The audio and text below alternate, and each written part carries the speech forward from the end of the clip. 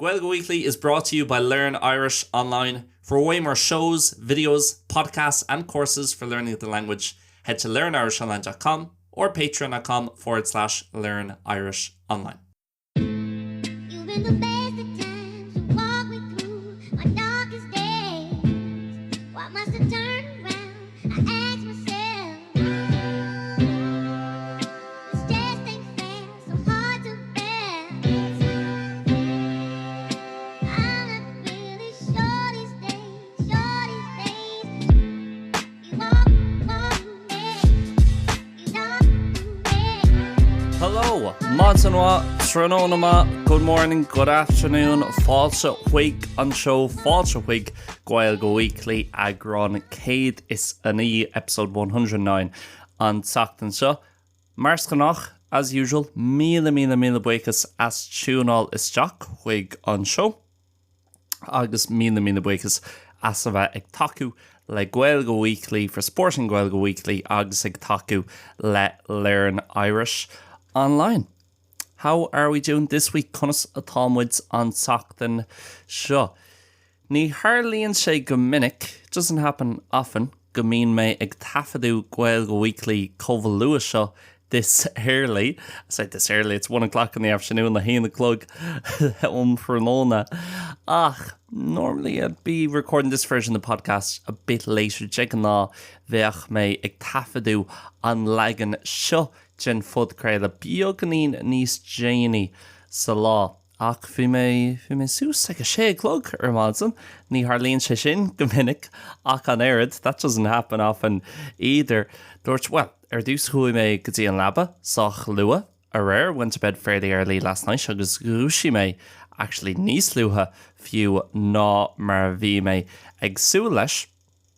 Agus dúirt mé, you know what, ní léon rud eile, le déanú bhí mé géirí fiú arás ar an ri on tSagairt show. Wanted to kind of get back to running this week after taking the summer off taréis on saoire a hógáil sir on a bheith ag ri. So out the door, out the gap, hartar sé an ó seacht ché Déanta agam agus anis arás sa teach iní sin agus thosaigh mé ceapam ag tafadú Gaeilge Weekly ag leathair taréis ní imagine an a lua dumsa very early for me. Ag dúirt mé, you know what, an tSagairt seo, like an saoire go dtí seo so far this summer coming and go. I mean, tamuid beanach ag deire an tSagairt really almost at the end of summer as I record this anyway. An chéad agranella de Gaeilge Weekly teachtach ba imuid I mí bheán fóver in September hana hain already. Ach, like a lot coming and going, mar a deir fá an saoire seo cúpla lá Pamplona, cúpla lá I Granada, San Maria, an tSagairt Gata, cúpla lá I Cádiz, just is dócha leighon the sira biogar mini kind of trips just for gá lá, 3 lá for deir seacht and just hon an saoire a bhrisú sús marial go mín sé cóbhte an seo is sa bhfuil caiiciis in éireann freisin agus, you know, na gnáir rudaí an seo. It's a spot ire an tSagairt coming and going ag bogu timple na háte moving around the place agus tuairt mé okay. An tSagairt seo tá an seocht imithe, I mean imithe fós bei sé trocha cethir chéim Celsius inniu ach níl sé chomh donna inis it's not as bad. Now tá mé hon fillerás ar an ri an tSagairt seo. An tSagairt seo hug an fillerás ar an adális, go back to the Italian and practicing my Italian from next week. Ceapam agus just an gnáthimh an routine a all arás. So ag tunú go mór le sin agus hana féin ag buint na bhas agus getting up early, classic thing, Monday up early and then by Wednesday, you know, stricken to an Gaeadaoin and you're back to your old habits, but that's fine. Bit by bit, I guess, and trying to get back into normal schedules. Stocha fillerás gnáthimh and taréis saoire eventful. Saoire ionach, just ní eventful, orintha Maryland focail sin eventful, focail siúltach, really. It's kind of a negative word or has negative connotations, just eventful in terms there was a lot of events and a lot of things going on and they were pretty much all brilliant. Bhí siad galéir, no, not galéir, ceapan grabh siad galéir go hiontach, so lán sásta leis an saoire ach freisin. The way Seville works really an chuí a bhín Seville a gobar, tá siagsú le a bheith ar scoil. It's like being at school. Mi bhean fóver, mi bealtana. That's when the things happen. You want Aaron being a lán rudí ar siúla ré an tSagairt agus an sin mí dhearf over mí na saona ní bhíon tada siúil ach an seo is sa bhfuil dumsa mí bhean fóver go dtí mí na nullag sin an tam is fearr sa chathair. Bhí iontas actually fiú rud éigean mad and I'm surprised by something when I got up early this morning. So who mé mach I go ré, fós caithí tú dul mad hun an seocht a cheacanste bhid de híis agus mar sinse and so on. Agus, bín méid leabhart sóranta faoin spáin agus okay, bín naimseir go deasa róthe go minic freisin, so actually an rud size is underrated faoin tír agus an rud a háithníonn go mórlam níos mó ná an aimseir ceann an rudí sin seachas na rudí cultúrtha agus an teanga agus na daoine apart from the cultural stuff and the language and the people in terms of the non-important kind of shallow stuff ceann an rudí is fearr nó beidir an rud is fearr is the brightness in the evenings. Let's say in December in Ireland it gets dark maybe 4:30 almost 5 o'clock ag leathair tar éis chathair bíonn nach go cúige clog bíonn sé dúracha in éireann I mí na nullag. An seo bíonn sé leathair tar éis sé fiú inneo Jeremy Lunasa ní bhaid sé dúracha go dtí sagam beidir leathair tar éis ní nó ní chlog. Agus in éireann níl an rud céanna agin, well tá an rud céanna agin ar an tairí ach ar an gcomhpháirtíocht níl sé sin agin, so we have the same thing in the summer, but not in the winter. As in the winter it gets darker way earlier. Agus sin actually tá rud ag an simú le sin an bhfuil sagah cén fá ó bhfuil an spáin sa time zone in bhfuil sé mar má échan tú ar an léir scáil. If you look at the map, níl mór an cíl leis, really, doesn't really make sense. So tá an Fortingale éire agus an réic Déanta I time zone 1 agus an sin an chuid eile den Eorp nó beagnach an chuid eile ar fad den Eorp. Almost all of the rest of Europe is in another one. So if you're going on holidays go dtí Inidal, an Chearmán, an Rank, an Ulster, an Ungar, an Chroats, an Turb, an Fólan, ein áit cosúil le sin, Bairt the Orador a ahrú ar an Eisteacht. So you'll have to change your watch while on the flight. Agus tá spáin sa time zone sin freisin ach ó thaobh na tíreolaíochta in terms of geography, it makes no sense. Níl aon cí leis ar churba. So cén fá bhfuil an spáin sa time zone sin? Well, buineann sé le Franco. It has to do with Franco. Agus níl sagam actually an rá sé an dar chugad down World War II. No, an rá sé just sna truckaí beidir beagnaín rih an dar chugad down. Ach an tám ar éonos a bhí Hitler bio agus bhí Adolf Hitler agus an sin Mussolini san Idal bhí siad mar cheannarí. So they were as leaders at the time in charge of their respective countries. Agus bhí Franco ag éirí a bheith níos cóngraí nach bailach gur féidir in every way possible, wants to be closer to Germany, to Italy, to Hitler, to Mussolini, to the rest of the fascist Europe, to the rest of the Axis powers. So Marialler sin, dort say Thomas Honave, so time zone céanna agus gotí an lá seo sin an fá a bhfuil an spáin sa time zone mícheart. Mar ní leon cí leis. It makes absolutely no sense. Seville is more west than London, I believe. So an sin say, say London I mean an nullag bíonn sé dúracha beidir ag a chathair clog, no chathair tar éis chathair, mar bíonn sé níos mó, to the east an sin. Agus ag an am céanna, Seville more to the west, ach bíonn sé dúracha hart ar leathair tar éis sé nó beidir sé clog ar an réomhraí hart ar an nullag agus ar nóí táid níos mó ó cheas, so caríonn sé sin freisin or more to the south. Ach fa iontas ag ri matsan inyo, mar ag leathair tar éis seacht bhí sé fós dúracha. So it was still dark at 7:30 in the morning, chuic mé rás go hocht an sin bhí sé geall ach níor sé an geall ar churma. Agus bhí me sé explainmh, ní leon céile seo fós táid sa Sara mílúnasa atá agus tá sé dúracha ag leathair tar éis seacht ar matsan. And it shows how little I've been up early over the last 5 years in Spain. Tá spáin say, like, cé go anmh agus a bhíon mé imime rúiseacht, go lua sa lá ag a 7:00 ag a 6:00 fiú ag a 8:00 or I'm not really a morning bird or a morning person, whatever you'd push on us, Payrod chuirtar ach bhí an dana is mé swin of Jesus an bhín sé an sin dúcha ag an ní nó de bhaidsin mí loig te go lá bhín mis sé gaiirí sús hátar an am sin so béidir go bhfuil sé ach I cheap mé gra sin Granver taréis 2 bliana sa Spáin after 5 years in Spain. It was only today I kind of realised of course as much as you gain that time in the evening, you give it away in the morning, you know.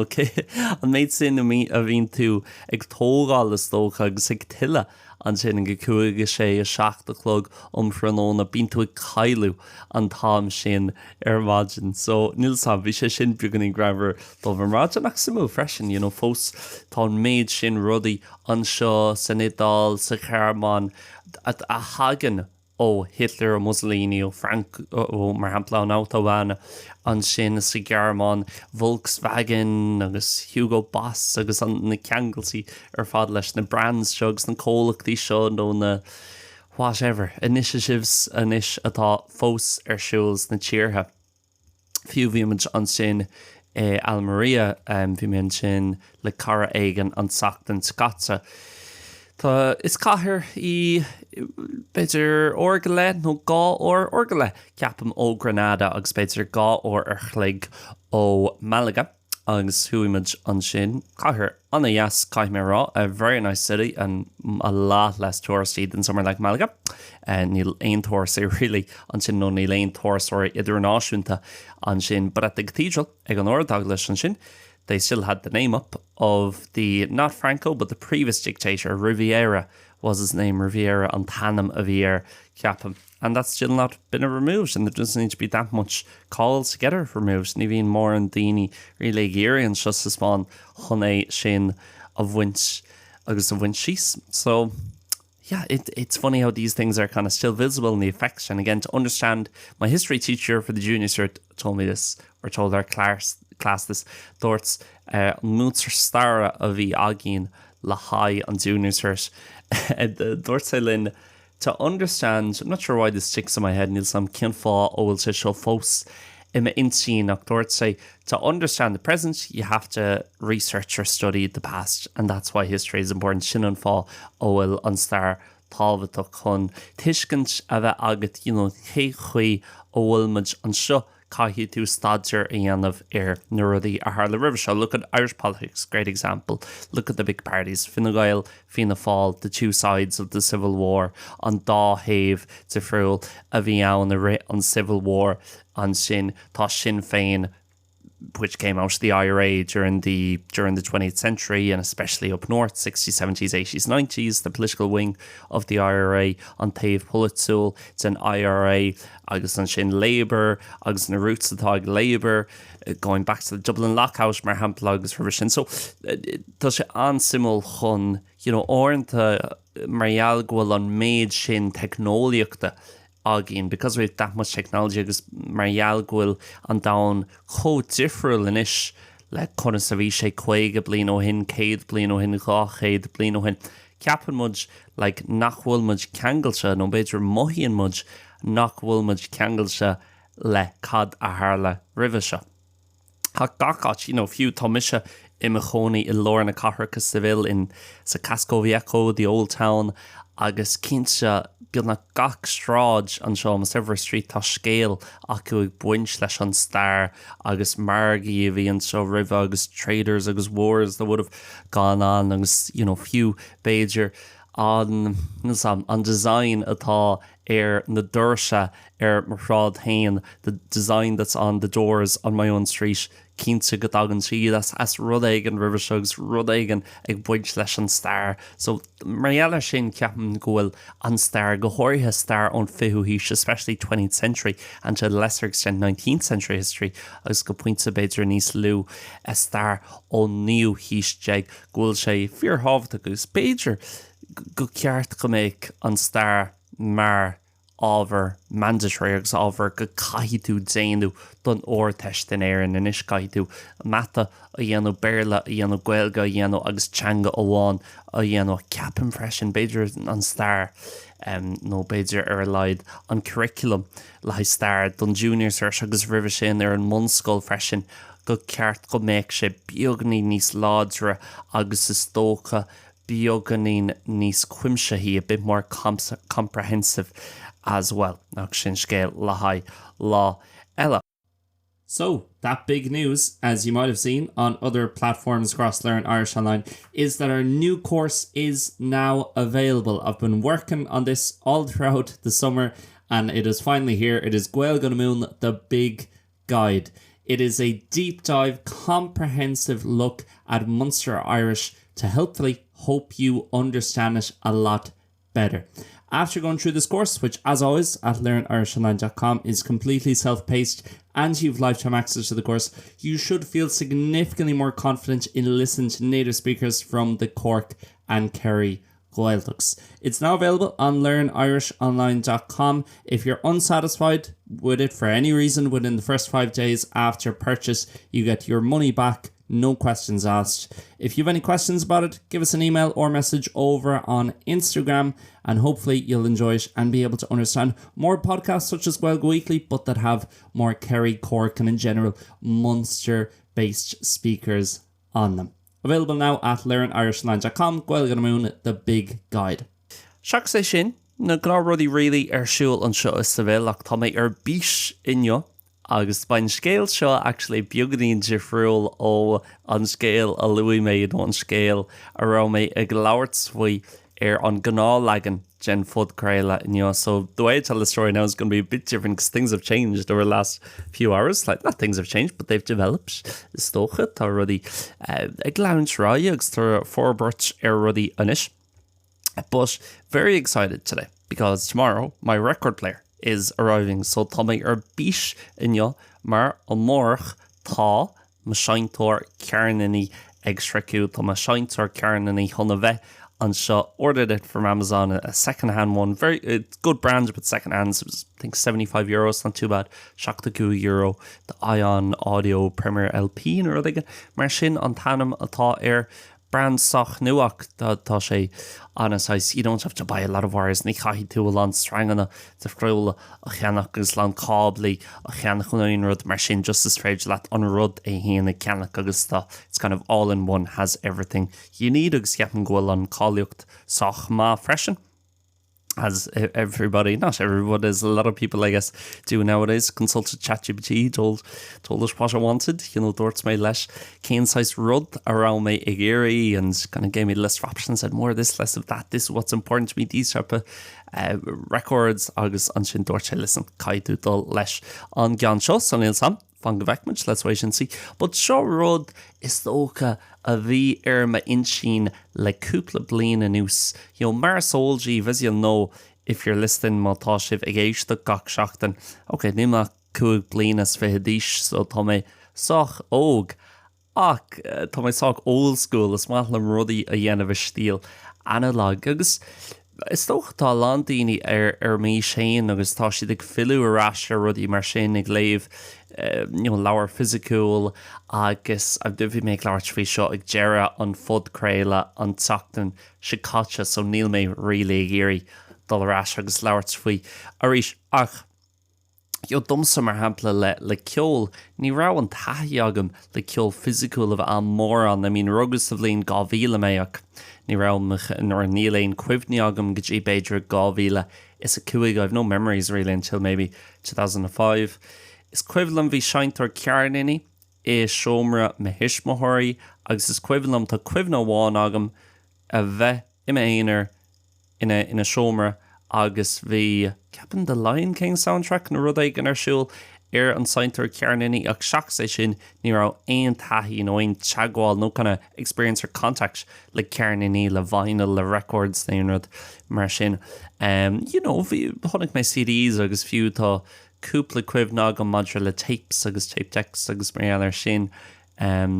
Ach ní mór an really is dócha. I was the CD generation nach fiú an sin nuair bhí mé casú 2-3-4 gan is sin ina mín tú de gná ag tosú le bheith ceannach ceol agus nuair bhín sim níos dimhne agat when you have a deeper interest is dócha i gceol ag an am sin bhí tú an Spotify is dócha bhí clúig scáil Spotify ó beidir 2013 2015 cartar an am sin ceapam gur sí slódal mise Spotify I gáhíle is a cuideag.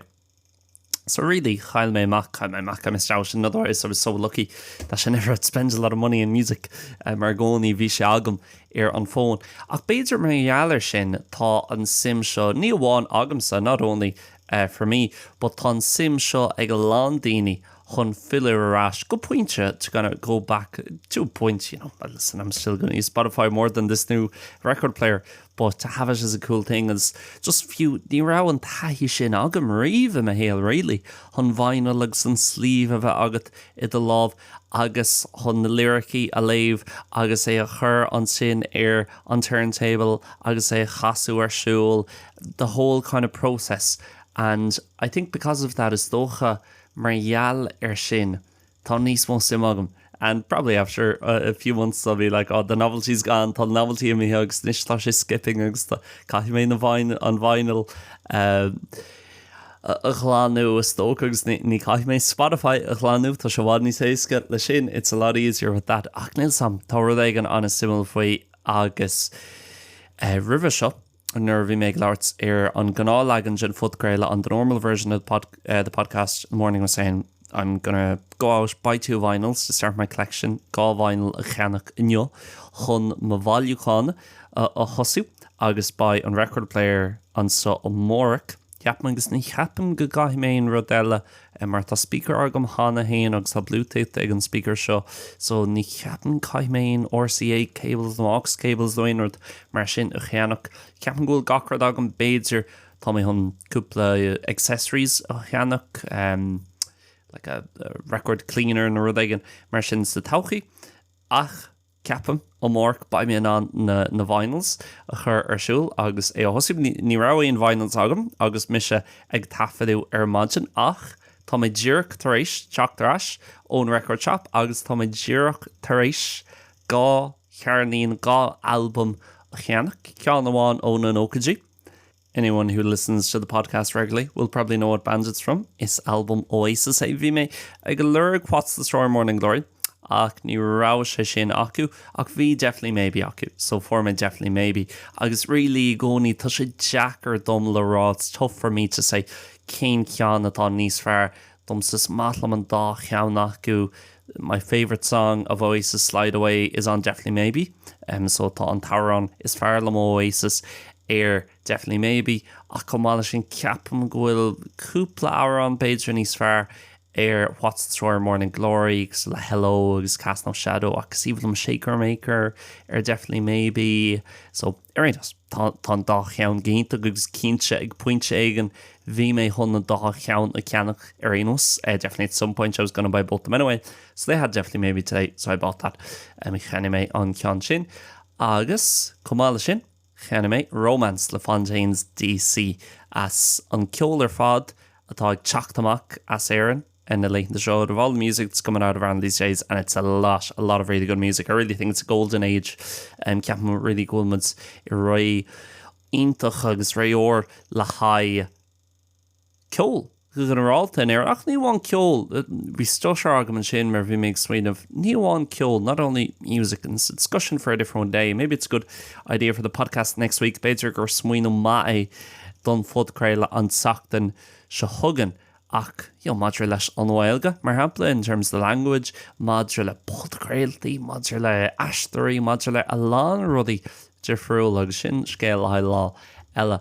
Ach Fontaines DC agus 49th and Main really sin an stocha sinad an dá bhena ceol nó an dá grúpa nó aránaí is fearlam in air and fós the coronas agus na cíní sin saw doctors few cín an nóchadí the náisiís the tens ach madra le daoine óga madra le is stocha ceol ag teachtamach an is sa charts in air and 49th and Main agus comála sin Fontaines DC agus is evenlum an album sin Romance bí na gach an an gceann sin is evenlum so lánsáas le hon é sin a cheannach ar nó bhí mé spán bhí mé sa siopa an seo is sa bhil, so bhí tá sé deacar rud amháin beidir go mbeidh sé seo simú le daoine nach bhfuil beidir teanga eile acu ar nó tá méarla gachát. I mean, well, on seo Seville, Neil more and Dini really, le BHFAD. Here in Seville, there's not many people with English or able to speak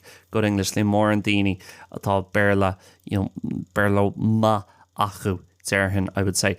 But you still see it written or whatever. Obviously, if I go into the shop to buy, definitely maybe it's going to be there written in English. It's definitely maybe by Shishkri function, or definitely maybe. So we definitely maybe occup. So formation, August Niramin on romance, La Fontaine's GC. I'm sure I not so shop. I couldn't find it anywhere in the shop. So, Torch Milk, I make hest a cur.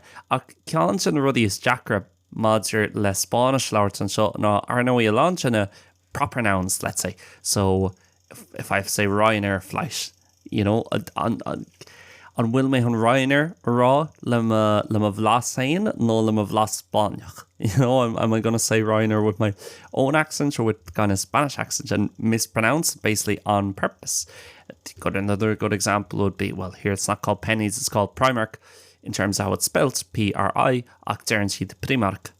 So if you're tosa ag chur chesta or chuine Callwell on Primark, Kaide Ra, Donnetal Primark, Rodaigan Casula Shin, by me Anna Maskihanish slash Eglards, three hanga on both Kerala. I'll be mixed up with the three languages on the podcast. Ach, Shin Maravine, so Vir Rawlesh, tenéis el nuevo álbum de Fontaines de Se, in Ots Fontaines GC, mar bheith sé buganí aisteacht ar tenéis el nuevo álbum de Fontaines GC.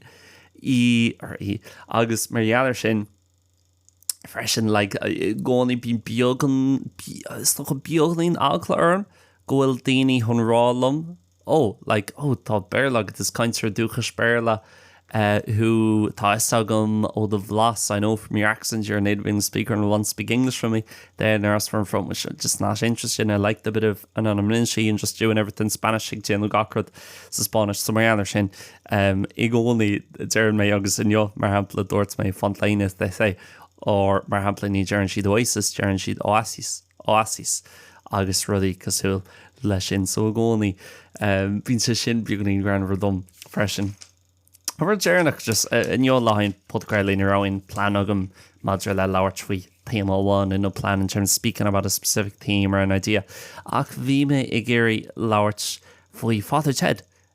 Maar Tommy Dirk Thresh on Chéad Shra a thosaitheoirí. I'm just after in the first series. I say that as if it's like a Netflix thing. It's Father Ted. Come on, there's three series with like 6 episodes each. The harter from 3 Shra. Levéidir sé episode sé agron no 7 agron in nach cean acu. But oh my goodness, if you haven't sat down and watched Father Ted in a while, muna bhfuil tú tar éis bheitchan tíar Father Ted beidir le cúpla bliain anús nó le tamil anús. Do yourself a favour. Déan rud aigen dit saying agus an nocht. Tá si a lán acu tá si their YouTube capam agus má tá dodgy box agat nó beidir gúil si their RT player and watch aigen linn somewhere online. Sit down tonight, see she's put an episode of Father Ted on. Oh my goodness, so good, so funny. Go Granver, go ma. If you miss like swing of it might be a bit dated or might not be that good. There's definitely some stuff in there that you wouldn't get away with nowadays. Tá cúpla rud is sin nach mechtó ná déanú na leihan de seo. Ach beidir tá sin níos rare Marialler sin. It might be better because of that as well. So funny and such brilliant acting. Ashtork Intuk. Agus cove simply na hagron. So simply episodes but so funny and it's been nothing made like it since. Bar maybe Hardy Bucks, Beidir Hardy Bucks freshen Cabani Intuk in Aaron. Ach tá Father Ted Intuk ar fád to make fech and Ceirníní le cara aigen. Agus just cove is toch niche modulation comedy, beidir goil comparisons sin take daoine le Mrs. Brown Boys a capan goil say go homeland for le Mrs. Brown Boys agus the Mrs. Brown Boys ceartlóireacht níl mór an Jeff agam I haven't seen much of it ach dúirt mé le Father Ted what tSagairt mas rud é goil tú a chonaí in air no few má tá tú haar lar even if you're abroad. There might be an episode on RT every few weeks or whatever. When you're home for Christmas nor thought to arash sa chak dun nullig being Christmas special or show agus mar sinja. Ach sure an will say actually fecia ag daoine ceapan goil sé agrans ag nó 8 agronjeg in total Neil Moran or Herba, some of the best series of all time, only have kind of 10 to 20 episodes. Nimi cínta céhhéad agron atá aige in total, agus tá méid déanana beagnaí taidjin, doing a bit of research now on the laptop. How many episodes are there of Father's Day? 25. Okay, tá níos mó ná mar a cheap mé. Tá 6 agron sa chéad shrá, tá 10 agron sa dara seo, a Christmas special, a Christmas Ted, then aired before a third series of 8 episodes. So 6 a 10 and then the special chomhpháirtíocht le sin.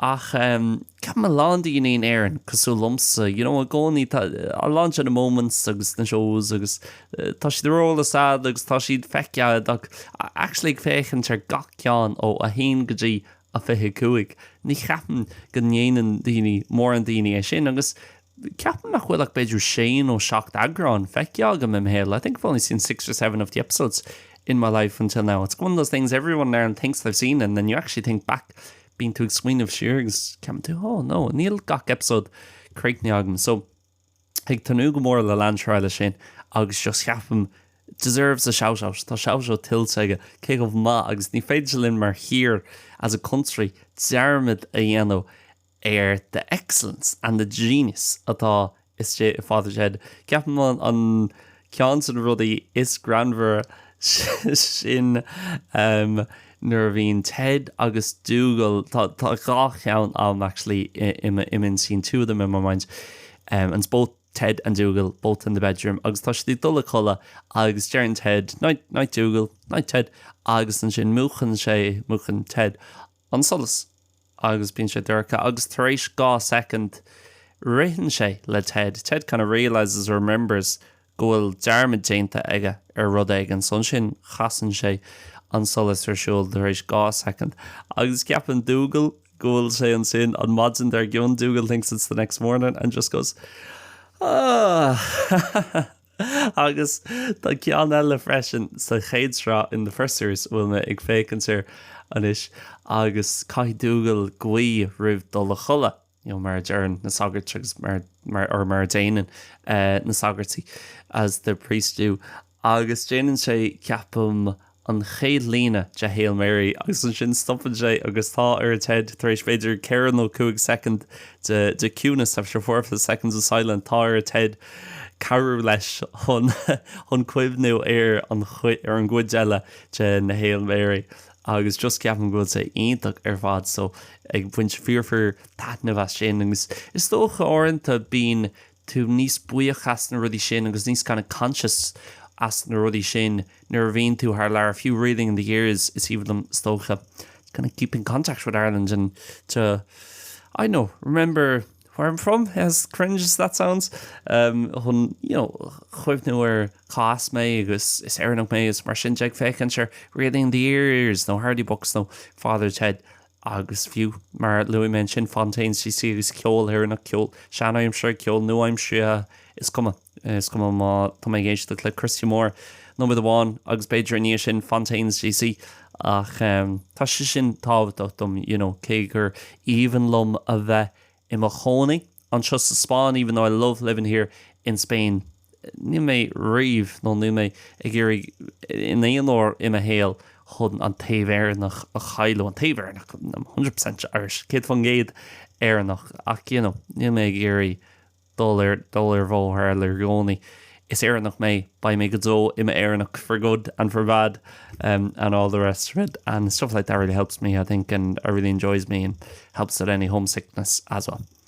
So yep, sinné le haid an tseachtain seo gus gur mí na mágaí as a bheith ag éisteacht leis an seo agus gur mí na mágaí as a bheith ag cabhrú le leanúint agus Gaeilge Weekly. When you listen to the show and bhíonn tosa ag éisteacht leis an show increases the algorithm, increases the listens, means more people are getting involved with the membership, with the courses, leis na gcomhsaí, leis an mBéarla domláin, agus mBéarla sin bíonn muide in an gnó a ástú, we can grow the business agus Carolyn níos mó daoine timpeall an domhan chun an Gaeilge a ólam nó chun feabhas a chur ar a gcuid Gaeilge.